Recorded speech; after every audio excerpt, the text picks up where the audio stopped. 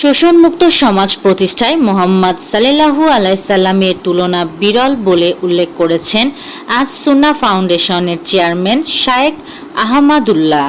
বুধবার ইসলামী বিশ্ববিদ্যালয় ইবি আয়োজিত ঈদে মিলাদুন্নবী সাল্লাল্লাহু আলাইহি সাল্লাম উদযাপন উপলক্ষে বৈষয়িক চ্যালেঞ্জ মোকাবেলায় সুন্নাতে রাসূলুল্লাহ সাল্লাল্লাহু আলাইহি সাল্লাম শীর্ষক আলোচনা সভায় সিরাত বক্তা হিসাবে তিনি এসব কথা বলেন।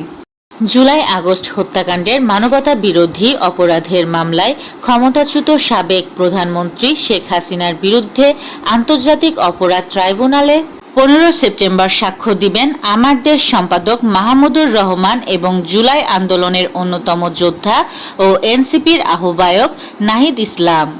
ঢাকা বিশ্ববিদ্যালয় ভিসি অধ্যাপক ডক্টর নিয়াজ আহমদ খানকে অভিনন্দন জানিয়েছেন জাতীয় নাগরিক পার্টির উত্তরাঞ্চলের সমন্বয়ক সার্জিস আলম।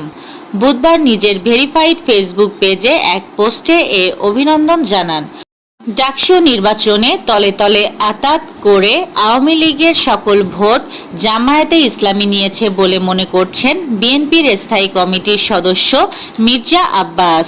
জামায়াতকে মোনাফিকের দল হিসাবে আখ্যায়িত করে তিনি দাবি করেন দেশে ও দেশের বাইরে বিএনপির বিরুদ্ধে ষড়যন্ত্র চলছে।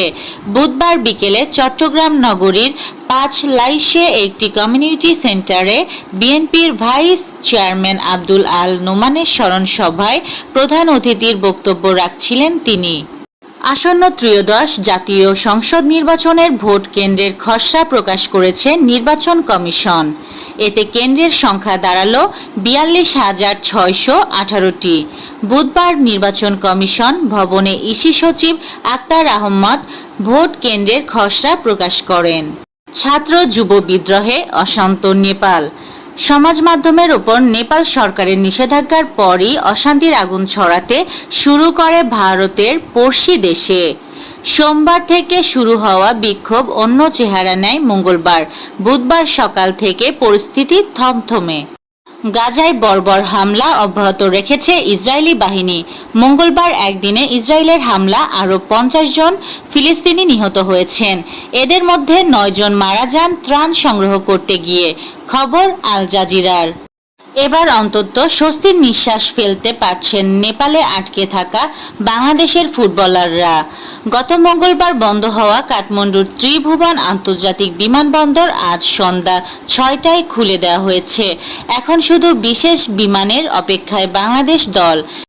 আর্জেন্টিনা আর ফিফা র্যাঙ্কিংয়ে 1 নম্বর থাকছে না। মেসিদের জন্য এটা সুখবরও। এই ছিল আজকের শীর্ষ সংবাদ।